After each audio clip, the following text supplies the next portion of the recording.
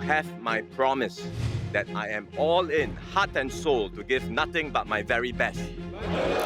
Finance Minister and Deputy Prime Minister Lawrence Wong is set to take on the country's top job, succeeding Lee Hsien Loong as Singapore's fourth Prime Minister.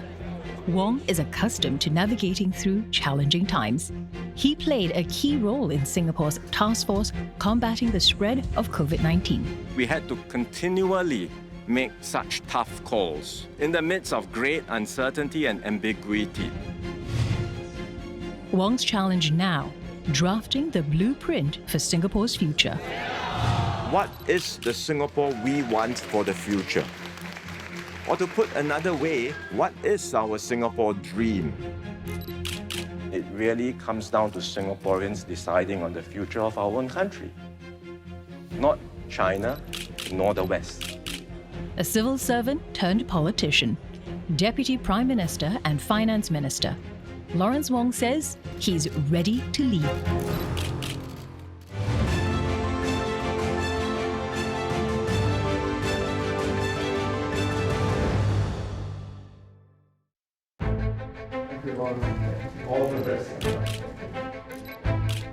Singapore's leadership transition got back on track in April 2022 after being delayed by the pandemic. Lawrence Wong was named leader of the fourth generation of the People's Action Party, ensuring the continuity and stability of leadership that are the hallmarks of Singapore's system.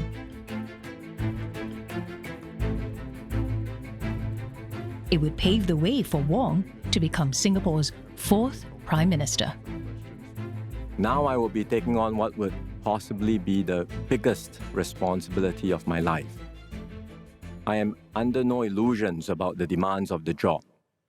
It will get more challenging with greater political contestation and the growing desire for diversity in Parliament. And as leader of the team, I will do my best to ensure that the contributions from the entire team will be greater than the sum of the individual parts. My own philosophy, where we fall short, we will strive to learn and improve and keep on doing better. So this is what Singaporeans can expect from me and my team. That collectively, we will always do our best for our people and our nation. Wong was 49 years old at the time. Prime Minister Lee Hsien Loong explained how Wong was chosen. I asked Mr. Khaw Boon Wan to facilitate the process to have the 4G come to a consensus on a leader for the team, and they have settled on Mr. Lawrence Wong, and it has been endorsed by the ministers as well as by the PAP MPs. 15 of the 19 stakeholders chose. Former Minister Khaw Boon Wan revealed details from his consultations with party members. To the question, who will they choose as their leader based on their overall assessment, bearing in mind the need for the leader to bring others together and to win elections? 15 of the 19 stakeholders chose Minister Lawrence Wong as their preferred leader. This is an overwhelming majority of 79%, way above the traditional supermajority benchmark of 2/3.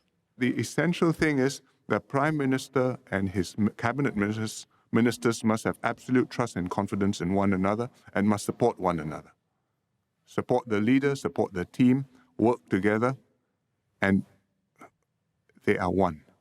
And they all have to help the team to score goals collectively for Singapore. So if it means passing the ball to somebody else who can head it in, you must be willing to do that. And that's how the team has to work.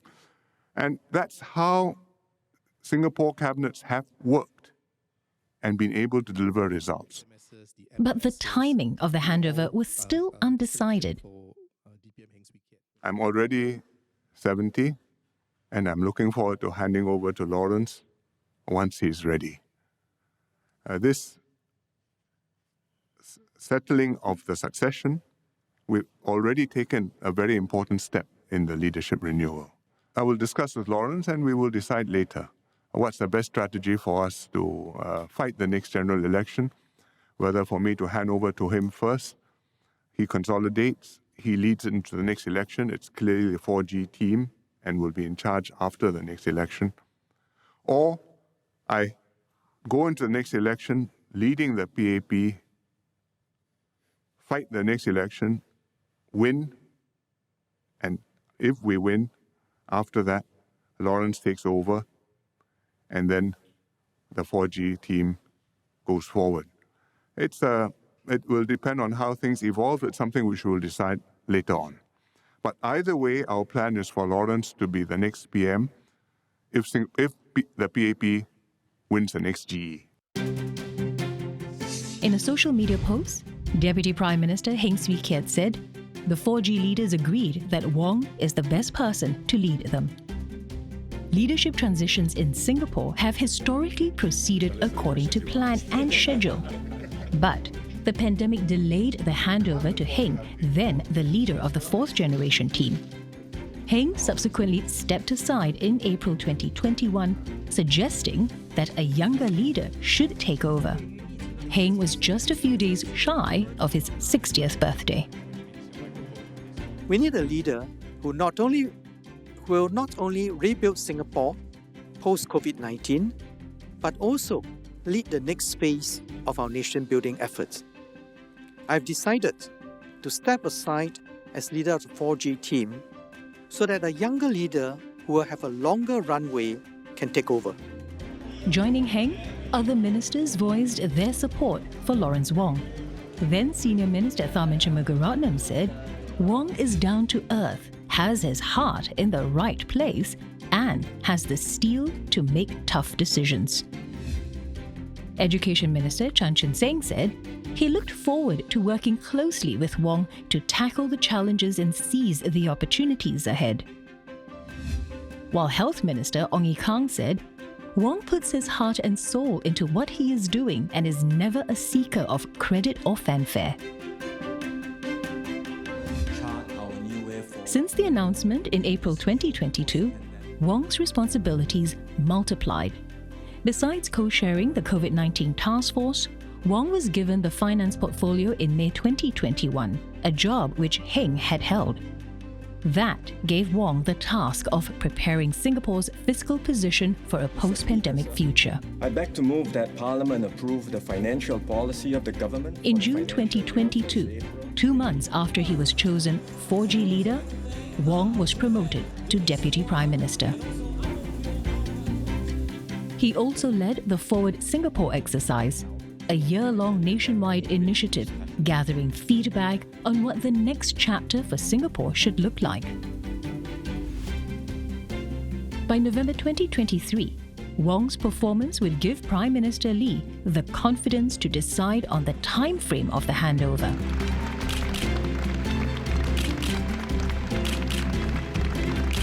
Leadership transition for any country is always tricky. Many things can go awry. Both Singaporeans and people outside Singapore, near and far, are watching very closely. Everything depends on the success of this third transition in our history. I have full confidence in Lawrence and his team, and there's no reason to delay the political transition.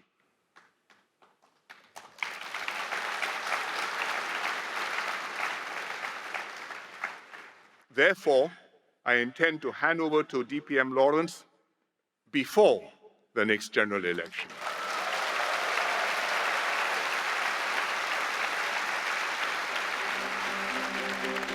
At the same event, Wong expressed his readiness to lead while recognizing the challenges confronting the country. You have my promise that I am all in, heart and soul, to give nothing but my very best. Singapore is at an inflection point. We are in a different and unfortunately also a more dangerous world.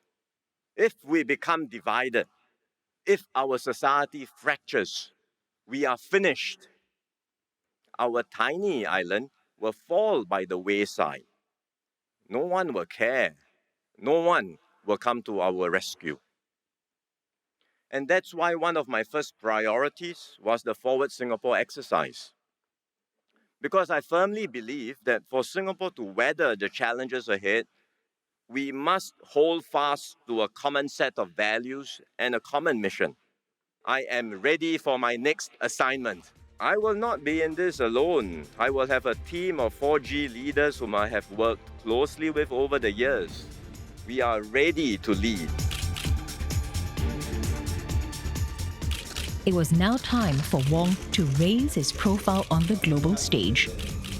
Wong had to forge new ties, renew relationships, and build his own networks. And it would be a chance for the international community to get to know him and his thoughts on how Singapore will move forward in an uncertain world.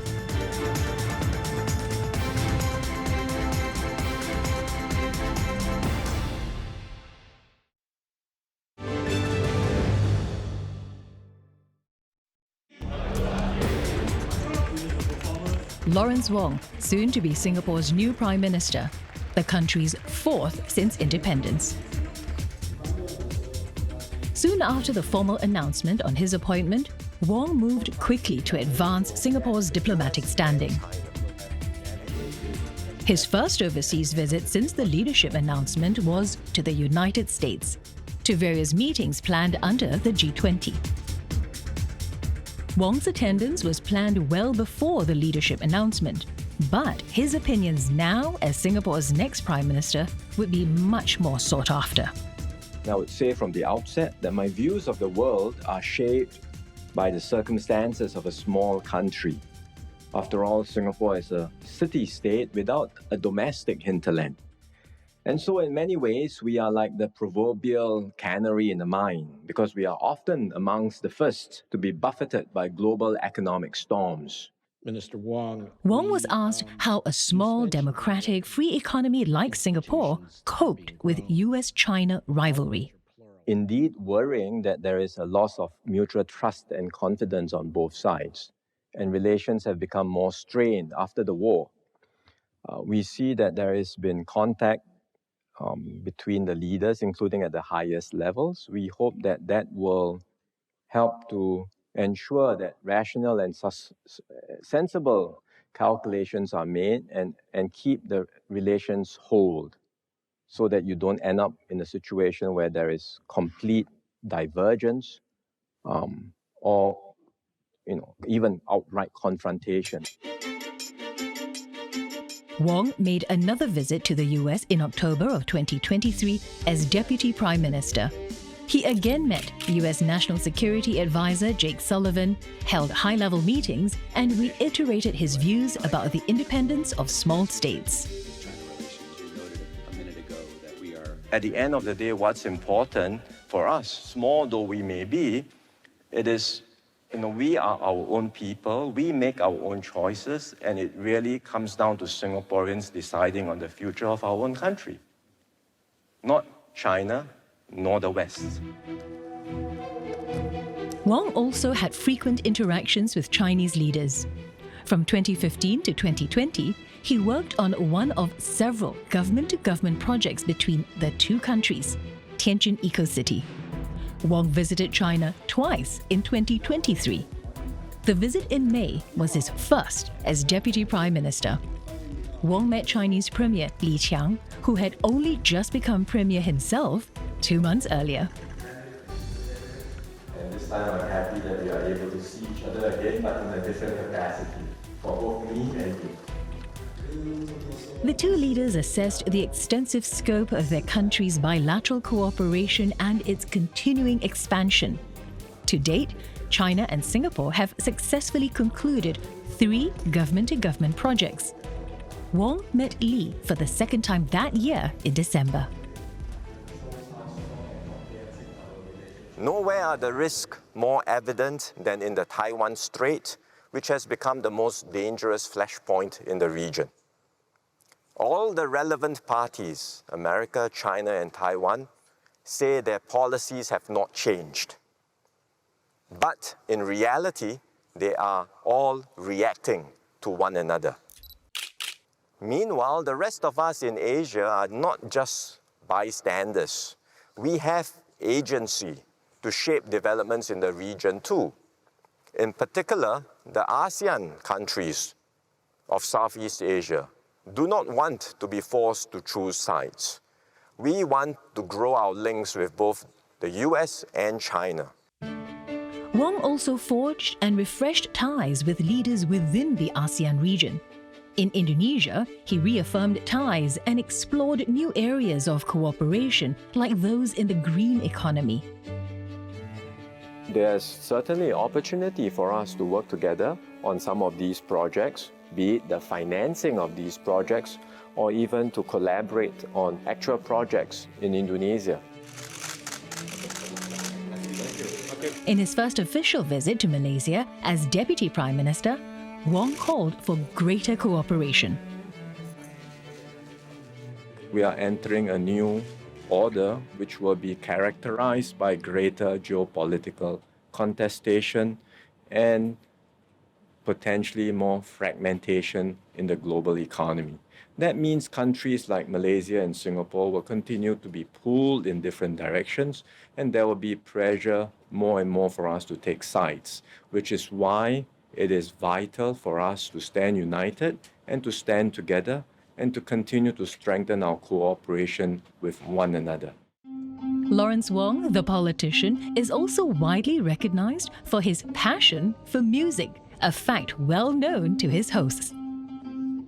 During a visit to Brunei, Wong stretched his musical chops on a new instrument.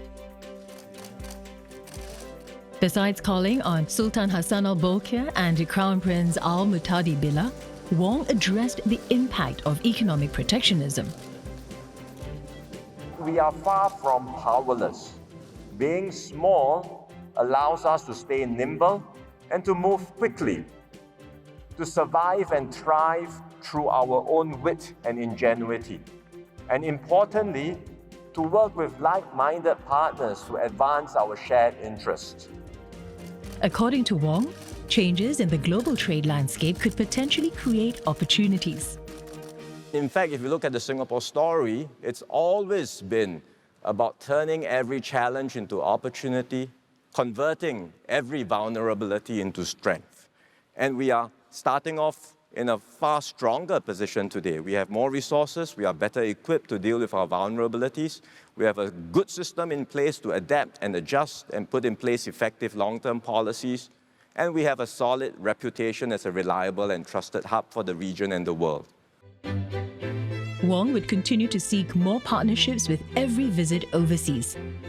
In his visit to India, Wong urged the government to play a more significant role in the ASEAN region. We hope to see India be engaged in ASEAN in a more constructive and systematic manner, and we welcome or look forward to India becoming an important player in this evolving regional architecture. Wong's musical experiments would go on to catch the attention of none other than India's Prime Minister. Narendra Modi commented on Wong's sitar-playing endeavour, saying, "May your passion for the sitar continue to grow and inspire others." As countries around the world learn more about the man who's soon to be Singapore's next Prime Minister, Singaporeans themselves had already witnessed Lawrence Wong's leadership firsthand during the pandemic.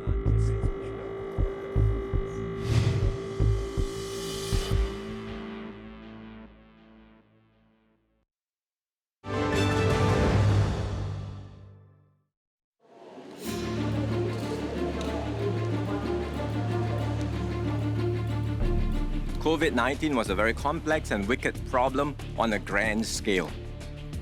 Our battle with the virus was a journey with many twists and turns and with repeated surprises and disruptions along the way. The situation was dynamic and fluid with new information and developments unfolding daily. We had to operate in the fog of war. As co-chair of Singapore's COVID-19 task force, Lawrence Wong was in the driver's seat in the nation's war against the spread of the virus. The task force was formed on 22nd January 2020, just one day before Singapore saw its first imported case of the virus. Wong was then Minister for National Development, dealing with issues like housing. It was Deputy Prime Minister Heng Swee Keat who asked Wong to take the job. As Heng later revealed, Wong readily agreed. I have never gone out looking for work, additional work, but somehow the work finds me. And over the last 25 years in public service, my duties and responsibilities have kept on growing. It's like what happened 2 years ago when I was in MND then, and DPM called me out of the blue. He asked, "Have you heard about the virus in Wuhan?" And before I knew it, I was co-chairing the MTF with Gan Kim Yong. That position would put Wong in the spotlight and in the hot seat as COVID-19 wreaked havoc worldwide, closing borders, shutting down cities, and overwhelming hospitals. The best defense that we can have is actually to be psychologically prepared for any eventuality. The task force quickly devised and coordinated responses across government agencies. They organized mass testing, imposed some border controls, screened travelers, and isolated infected patients. Singapore became the first country to use a digital tool, the Trace Together app, nationwide to alert people if they had contact with an infected person. The measures the task force put in place helped keep infections, largely imported at first, under control for a short while. But in late March, as the outbreak became a pandemic, Singapore confirmed its first 2 virus-related deaths. A day later, the task force announced the unthinkable for a global hub like Singapore: drastic border control measures. In light of the rapidly escalating virus outbreak around the world, we've decided to significantly tighten our borders. We will disallow all short-term visitors from anywhere in the world to enter or transit through Singapore. These are very significant moves, especially for a small, open economy like Singapore that has always been connected to the world. But this is an unprecedented crisis. Wong was well aware of the toll on Singaporeans, especially those on the front lines of the virus battle. Excuse me.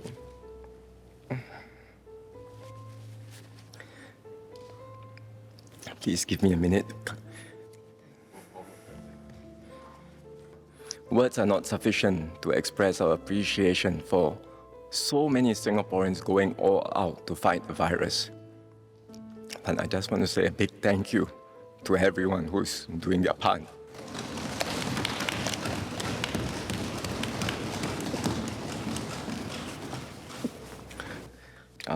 There are no clear answers and solutions because the situation is so uncertain, so fluid and changing rapidly by the day.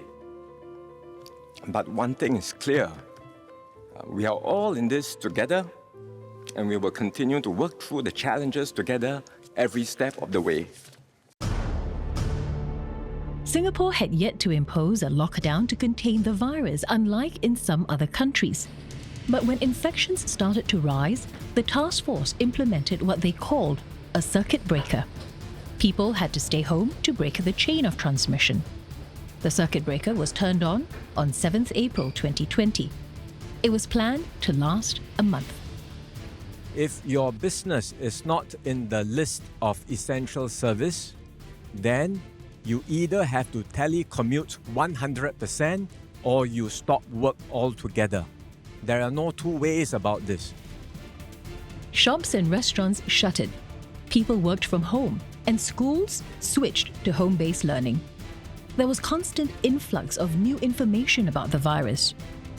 Wong had to explain why Singapore was imposing a mandatory mask mandate after the revelation that the virus could be transmitted by people without symptoms. What we are doing now is a next further step Same reason, same findings, but a next further step just to make it mandatory and to take that extra protection and precautions so that anyone going out, right, in any setting, wear a mask. And I think that will be an extra precaution worth taking for all of us. Scientists were initially unaware that infections could be spread by people without symptoms. This led to an explosion of cases among migrant workers who lived in close quarters in dormitories. These accounted for 90% of infections by the end of 2020. Emergency responses were coordinated to set up medical facilities and to distribute supplies and food. Dorms across the city, housing nearly 300,000 workers in total, were locked down. It took more than 4 months to get the situation under control. 3 years later, Wong would reflect on the worst of times and how Singaporeans made the best of the situation. Clearly, the outbreak in the dormitories was one of the biggest challenges we had to overcome, and it could have possibly been a major disaster for us. But fortunately, with the help of the SAF, everyone working very hard, we were able to manage the situation and keep our dorm workers safe. Vaccinations was clearly such an important way out of this pandemic for the world and for Singapore. And overall, our whole vaccine strategy, from procurement to the rolling out of the vaccines to the communication to actually delivering jabs to people, I think we have generally done well, and that has enabled us to get through this pandemic.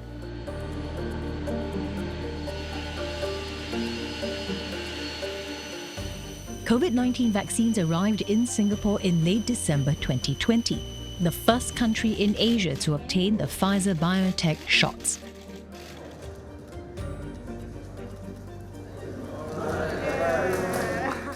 The vaccines were free for most residents in the country, and Singapore was one of the first countries to vaccinate 80% of its population. Task force members also hit the ground, exploring ways to keep the virus at bay and to ensure a steady flow of essential supplies. One of the team's stops, the Tuas checkpoint, to monitor breathalyzer tests for drivers bringing in food. But in another twist in the war on COVID-19, fears grew that new variants may not be curbed by vaccinations. Are there any traces of the new variant from Vietnam? Yeah.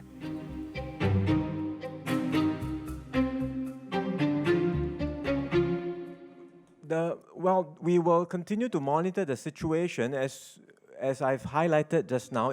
Despite the grim situation, members of the media were amused at how the task force seemingly arrowed Wong to answer difficult questions. On his social media, Wong said he had a good laugh, but that it didn't matter who answered the question.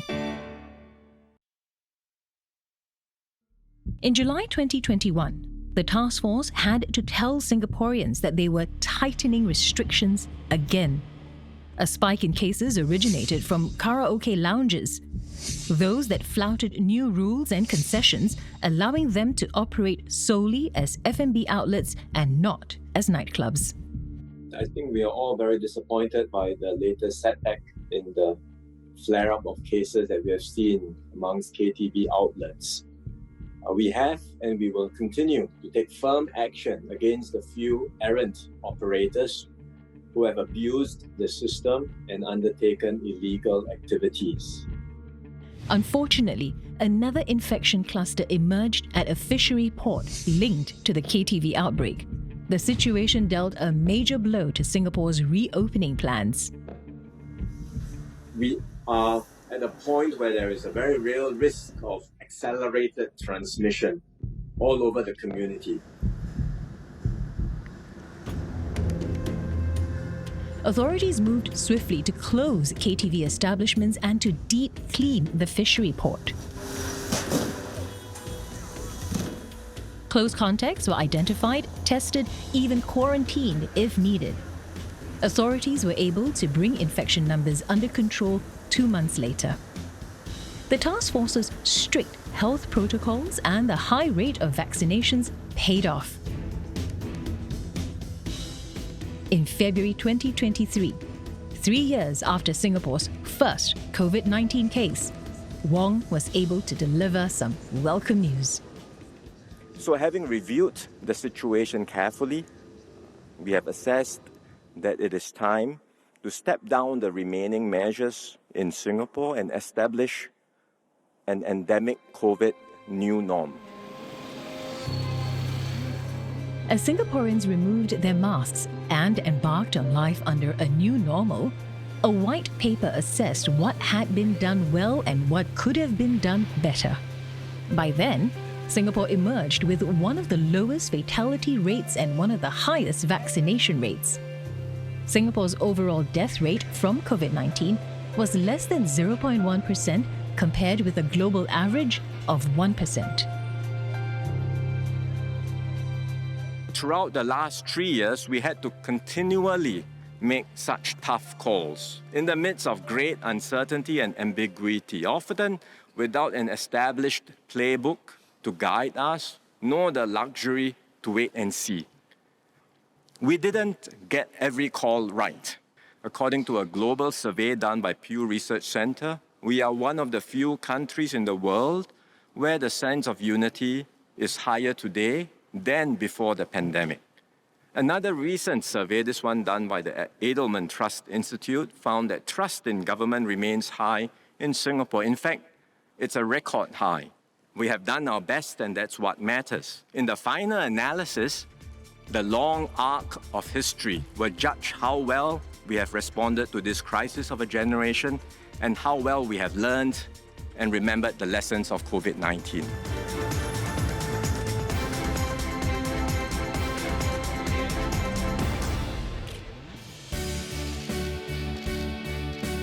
Lawrence Wong would now turn his attention to a new and highly ambitious project to chart the next chapter of the Singapore story, a project involving conversations with thousands of Singaporeans.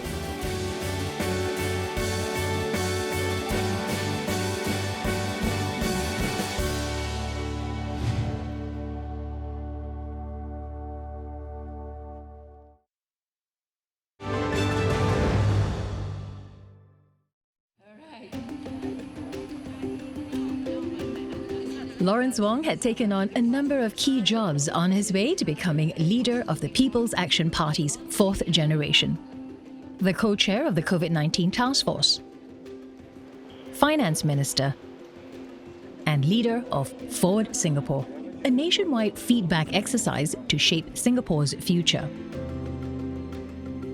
Wong positioned his maiden budget in 2022 as a means to chart a new way forward post-pandemic. He focused on strengthening Singapore's social compact, giving more to those with less. To cover growing public expenditure for healthcare and an aging population, Singapore's tax system was overhauled. There was a staggered hike in the goods and services tax in 2023 and 2024, new taxes on high-income earners, and wealth taxes for owners of investment properties and luxury cars. Wong also enhanced subsidies for low and middle income families.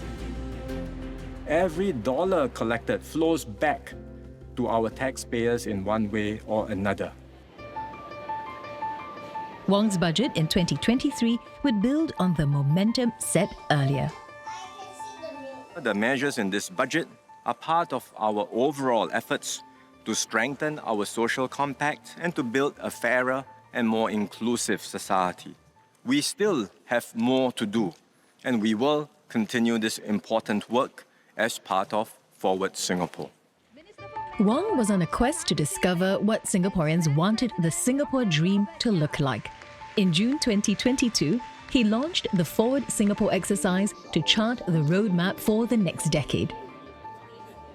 It's about the respective roles and responsibilities of different groups. What should the government, employers, and the community do for workers and individuals? And what are our obligations as individuals to one another and to society at large?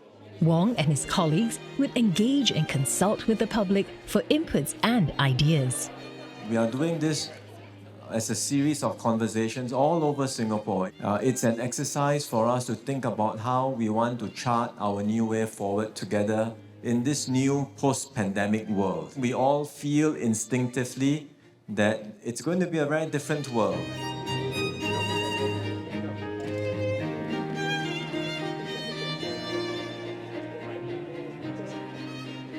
Creating friendships across different groups of society will be very important. Wong would share some insights from his own life's journey as he engaged with people from all walks of life, over 200,000 of them. We all have this overseas itch, right? So I wanted to go. I applied to join MFA because I thought, very exciting. I can go overseas, I can be independent, I can, venture into new areas. But I was rejected. They decided maybe I was not good enough. So I didn't get a job in MFA. Instead, I started work in trade and industry. Along the way, my colleagues did better than me at the start of the career. A lot of them move up faster than me. But that's fine. You do whatever you do. And Was it really fine? It's okay. Like I said, a process of discovery. It's not something that happened to me from the day one I graduate. I say, look, I want to be a public servant. It didn't. It You wasn't didn't wake like up that. and like, I want to be DPM right now. No, I certainly didn't. I don't know that it happens to anyone like that. And therefore, without the ability... Multiracialism was also discussed. Wong made clear his views in the wake of several racist incidents. I can appreciate the desire that many young people have to say, let's move out of these policies, let's be race blind. And that's an ideal that we would like to strive towards. But the reality is, in many countries, everywhere around the world, ignoring race, ignoring ethnicity doesn't mean that racism will go away. Ironically, when you ignore them in policy making, you may actually make things worse. Ethnic enclaves form, and the governments don't know how to deal with that because they don't track race. The dialogue took 16 months to complete, 4 months longer than expected. The big question in our engagements was, what is the Singapore we want for the future? Or to put another way, what is our Singapore dream? There was a time when the focus was on the 5 C's. Today, we no longer talk so much about the 5 C's. To be clear, we still want a good life. And there are genuine concerns about issues like housing and the cost of living, which the government is focusing on, and we are addressing them. But from our engagements, it is also clear that the Singapore dream is more than just material success. It is also about fulfillment, meaning, and purpose in what we do. With more help given to those... The 4G leadership now had the blueprint they needed to review and shape policies. Wong used Budget 2024 to turn feedback from Forward Singapore into action and policy. Besides support for households and businesses, there were generous measures for mid-career workers to upgrade or learn new skills. Budget 2024 is therefore about taking concrete steps to build our shared future together. We will spend around $5 billion on Forward Singapore policy moves in financial year 2024 and close to $40 billion in total by the end of this decade.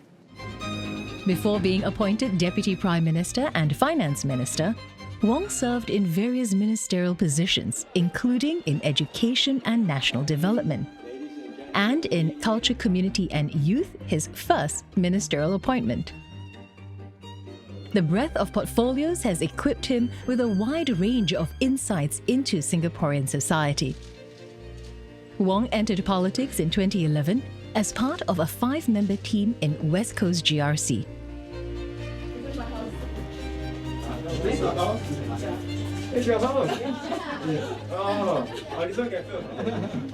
In 2015, Wong moved to serve residents in a new area, He was part of the team that contested and won in Marsiling UT.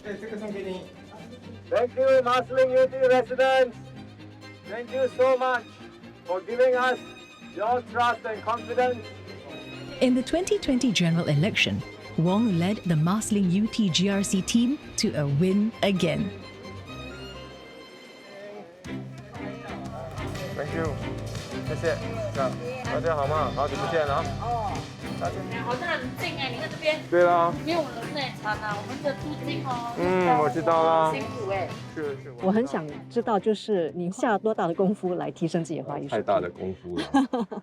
我学华语其实面对很大的挑战，从小是这样，因为我从小就没有机会在家里用华语讲话。爸爸是从马来西亚长大，妈妈是在一个新加坡的马来甘榜长大，在家里他们讲的是英语跟马来语，所以我在学校读华语的时候，其实面对很大的挑战，而反而是从政后才有更多的机会用华语跟居民沟通。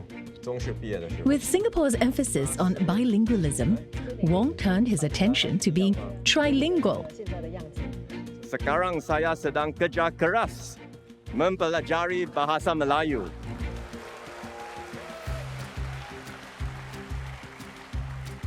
Saya akan bercakap lebih banyak dalam bahasa Melayu pada masa yang akan datang. Dengan cukup masa dan latihan, saya akan menjadi lebih baik. So, terima kasih atas sokongan anda. Thank you.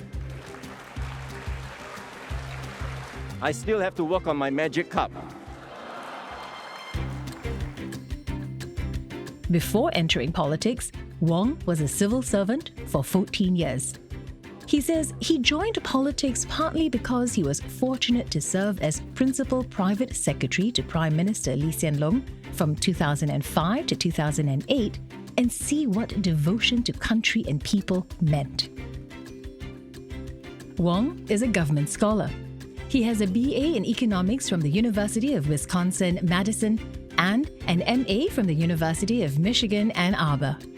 The US was Wong's education destination of choice, being home to his favorite musicians. He also went to Harvard, earning a master's in public administration. Wong was born on 18 December 1972. That makes him Singapore's first Prime Minister born after independence. He's the younger of two boys. His father came from Hainan in China, first working in Malaysia and later in Singapore in sales.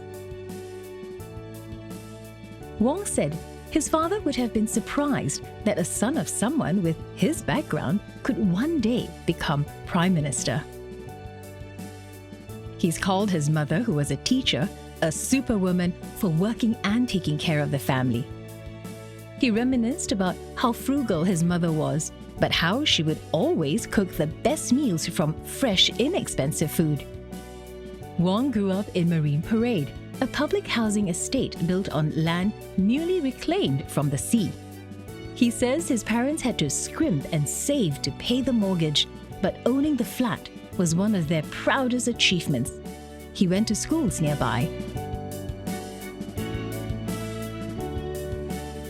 要选中学，对吗？有些人就问为什么不选所谓的名校？可是我的大哥、表哥，每个人从 Haig Boys 都选读Tanjong Katong 中学，就跟他们一起去。回想起来呢，我看也是一个好的决定。因为现在不是强调说每一所学校是一个好学校吗？我看我80年代已经领悟到了这个道理啊。 所以，即使是选了一个靠近家的邻里学校，也获得一个非常好的这个教育经验。As his social media accounts say, he's a dog lover, a bookworm, and a guitar player. His father surprised him with a guitar when he was 8 years old. His love for music has stayed with him. 我到现在也还是有这个兴趣。 所以有空的时候，或者面对压力要放松的时候，也在家里会弹吉他。